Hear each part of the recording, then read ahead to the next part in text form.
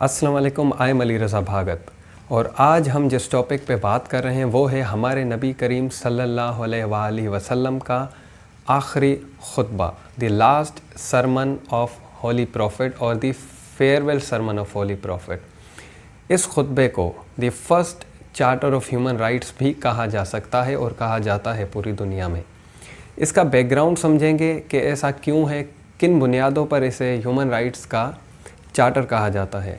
लेकिन उससे पहले ये जानना लाजिम है कि यह खुतबा कब हुआ। तो 9 ज़ुल्हिज्जा को यह खुतबा अरफात के मैदान पर, जो कि मक्का के करीब है, वहाँ पर यह खुतबा दिया गया।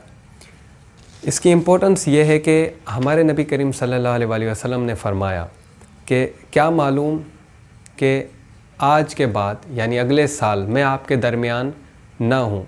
यानी वो इस तरफ इंडिकेशन दे रहे थे कि अगले साल मैं आपके साथ नहीं आऊँगा, मैं अपने रब की तरफ जा चुका हूँगा। तो अब आपकी क्या ज़िम्मेदारी है कि आपने मेरे मिशन को, जो मैंने इतनी मेहनत की और आपकी तरबियत की, उसे आगे कैसे लेकर जाना है और किस तरह इस रियासत को जो मैंने बनाई है मेहनत करके और उस दौरे जहालियत से तुम्हें निकाला है, वहाँ अब तुम्हें वापस नहीं जाना और किस तरह मेरे मिशन को कंटिन्यू करना है। So this was the importance of last sermon. तो जो भी हमारे नबी का मिशन था वो इस सरमन के थ्रू उन लोगों को ट्रांसफ़र करना था। तो सबसे पहले जिस चीज़ पे नबी करीम सल्लल्लाहु अलैहि वसल्लम ने बहुत सारी चीज़ों पे बात की है, जिसमें मैं कोट भी करूँगा इंग्लिश में 1-2 अहादीस, ताकि एग्जैक्ट वर्ड्स भी आपको पता हों, ताकि आप लिख सकें कहीं भी अगर आपको लिखना हो, लेकिन फिर उसकी हम एक्सप्लेनेशन पढ़ेंगे। तो सबसे पहली चीज़ जिस पर मैं बात करूँगा वो थी लोगों की लाइफ और प्रॉपर्टी के बारे में। तो इस पे मैं पहले पढ़ लेता हूँ, फिर इस पे हम थोड़ा डिस्कस करेंगे।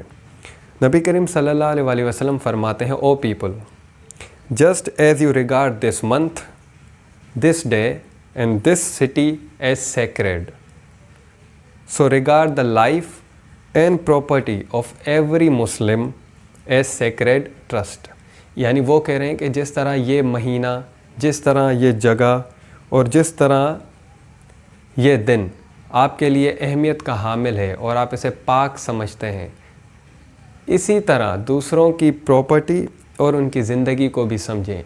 इतनी ही इम्पोर्टेंस, जितनी इम्पोर्टेंस इस शहर की है आपके लिए, जितनी इम्पोर्टेंस आज के दिन की है, जितनी इम्पोर्टेंस इस शहर की, इस दिन की और इस महीने की आपके यहाँ है, वही इम्पोर्टेंस आपने लोगों की प्रॉपर्टी को देनी है, लोगों की लाइफ को देनी है।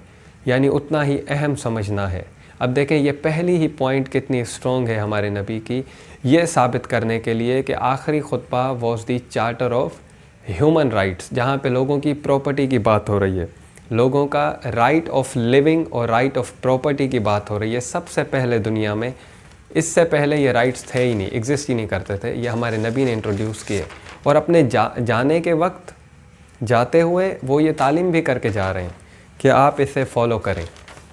उसके बाद जो सोसाइटी की सबसे बड़ी बीमारी है, यानी आप किसी भी सोसाइटी को अगर तबाह करना हो, किसी आदमी को तबाह करना हो, तो आप उसे सूद के कारोबार में लगा दें, तो वो सोसाइटी ज़्यादा देर नहीं चल सकती। कुछ ख़ानदान जिनके पास पैसा हो वो लोगों को इस काम पे लगाते हैं और लोग आहिस्ता आहिस्ता तबाह होते जाते हैं, क्योंकि अब वो जो कैपिटल पैसा उन्होंने लिया था पहले, वो तो नहीं दे सकते वापस, बल्कि इंटरेस्ट भी नहीं दे पाते और फिर they keep selling their things, फिर एक जगह से पैसे लेकर दूसरी जगह देना और सिर्फ इंटरेस्ट के लिए देना। So this was a disease at that time as well. आज भी अगर हम देखें तो वो कितना है। तो ये सिस्टम, इस सिस्टम को भी डिस्करेज किया हमारे नबी ने इस आखिरी खुतबे में, क्योंकि वो नहीं चाहते थे कि गरीब गरीब तर होता जाए, जो एक मरतबा कर्जा ले वो इस तरह से फंस जाए कि फिर वो उसकी ज़िंदगी अजाब हो जाए। तो उसके लिए हमारे नबी करीम सल्लल्लाहु अलैहि वसल्लम ने फरमाया, Allah has forbidden you to take interest. Allah ने आपको सूद से रोका है। Therefore all interest obligations shall hereforth be waived. सिर्फ ये नहीं कहा हमारे नबी ने कि ये आपने आगे नहीं करना, नहीं, कहा कि अब भी जिन जिन लोगों से आप इंटरेस्ट ले रहे हैं अभी से बंद कर दें, माफ़ कर दें उन्हें इंटरेस्ट, और आप सिर्फ उनसे वो जो आपने प्रिंसिपल अमाउंट दिया था, जो पहले आपने पूरा अमाउंट दिया था, एक्चुअल अमाउंट, वो ले सकते हैं। लेकिन जो भी आज तक भी उस पर इंटरेस्ट है वो आप माफ़ कर दें, ख़त्म कर दें आज के बाद। ये दूसरी बात ये भी प्रूफ करती है कि किस तरह ये ह्यूमन राइट्स का चार्टर है, किस तरह लोगों को, आम आदमी को बचाने के लिए ये पॉलिसीज़ हैं। उसके बाद ब्लड शेड प्रोहिबिटेड, यानी नबी करीम सल्लल्लाहु अलैहि वसल्लम के जो अल्फाज थे पहले वो पढ़ लेते हैं, फिर इस पर भी थोड़ी बात करते हैं। Every right arising out of homicide in pre Islamic days is henceforth waived, and the first such right that I waive is the arising from the murder of रबीहा। नबी करीम सल्लल्लाहु अलैहि वसल्लम फरमाते हैं कि जो भी इस्लाम से पहले खून हो चुके हैं तो उसका किसास ना लें, बस माफ़ कर दें लोगों को।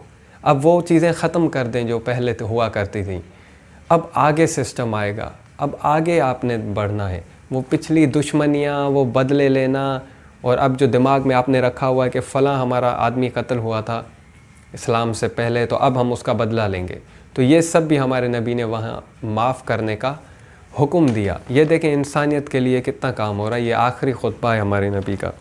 उसके बाद टेम्परिंग के बारे में, टेम्परिंग जिसे हम छेड़ना कहते हैं, किसी भी एक्चुअल चीज़ को छेड़ना, यानी हमारे नबी ने कहा जो भी चीज़ें फ़िक्स हो चुकी हैं इस्लाम में, जो उसूल फ़िक्स हो चुके हैं, उन्हें अब नहीं छेड़ना, उनमें तब्दीली नहीं आ सकती।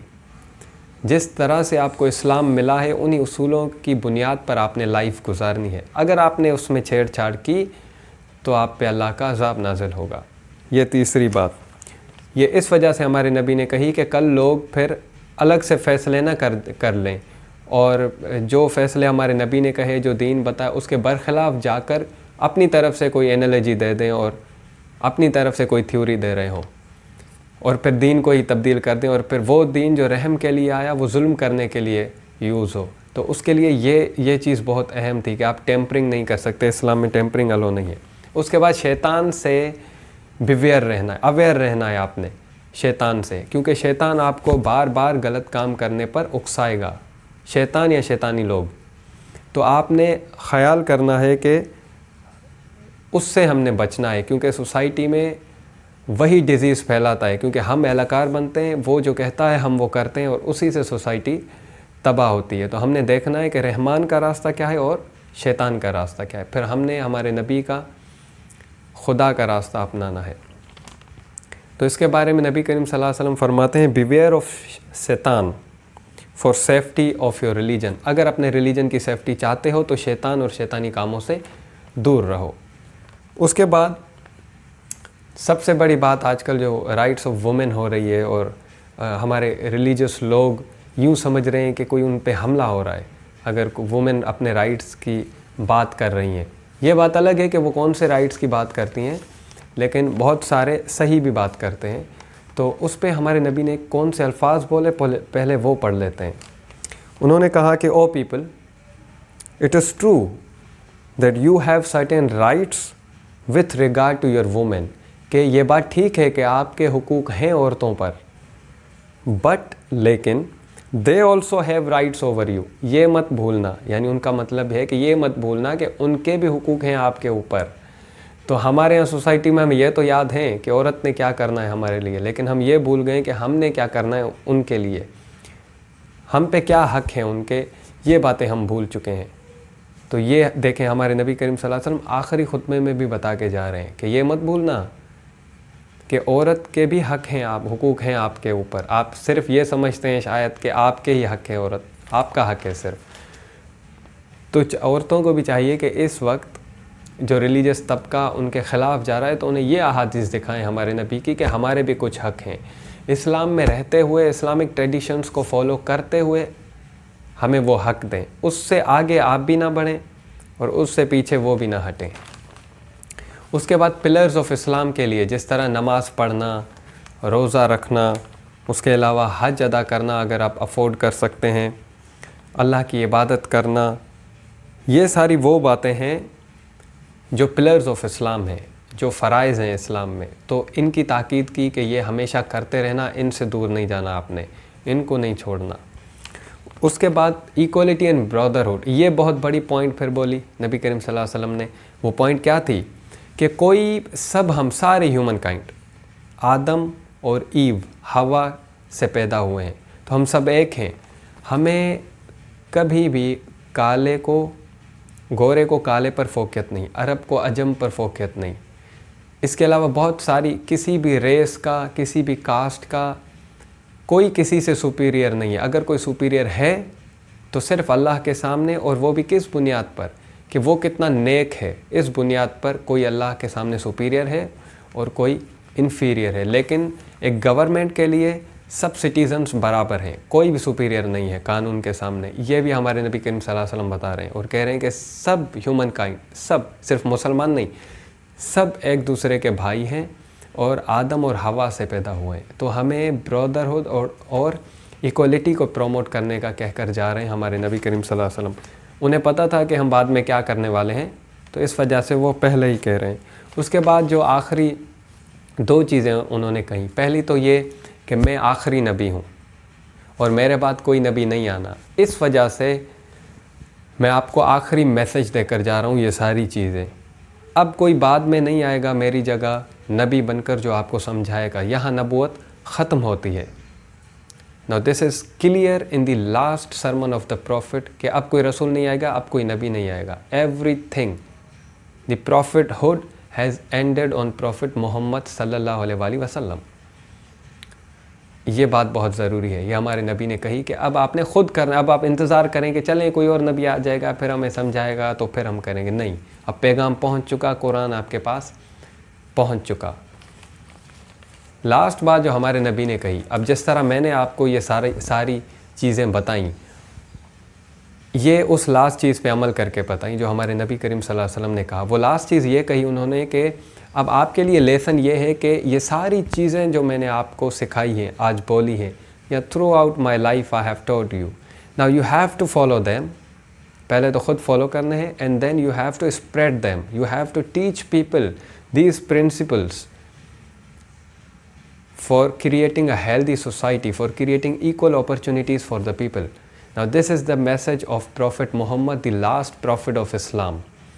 हमें चाहिए कि हम उनके रास्ते पर चलें और इन सारी बातों पर हम अमल करें। अब ये सवाल CSS में भी आता है, PCS में भी आता है, और आप अपनी डिस्कशंस में जब भी हमारे नबी की बात करें तो ये लाजिम बताएं आखिरी खुतबा, ताकि लोगों को पता चले कि हु वॉज़ द मोहम्मद, वो कौन थे, उनकी क्या पॉलिसीज़ थी। मौजज़े सिर्फ ना बताएं, उनकी रियल पॉलिसीज़ बताएं, ताकि लोगों को पता चले कि किस तरह से मुआशरे को बनाया जाता है। आई होप आपको ये लेक्चर अच्छा लगा होगा। आप इसे शेयर करें लोगों के साथ और मज़ीद इम्प्रूवमेंट के लिए कमेंट्स करें। Thank you.